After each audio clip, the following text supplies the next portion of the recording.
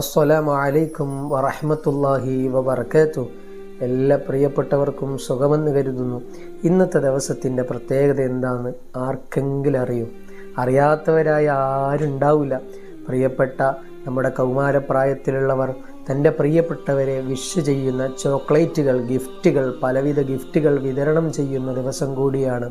എന്നാൽ വിശ്വാസികളായ നമ്മളെ സംബന്ധിച്ചിടത്തോളം ഇന്നത്തെ ദിവസം നമ്മൾ മാറ്റിവെക്കേണ്ടത്, നമ്മുടെ മനസ്സുകൾ, നമ്മുടെ ഓരോ ഗിഫ്റ്റുകൾ കൈമാറേണ്ടത് നമ്മുടെ പ്രാണനായകനിലേക്കാണ്.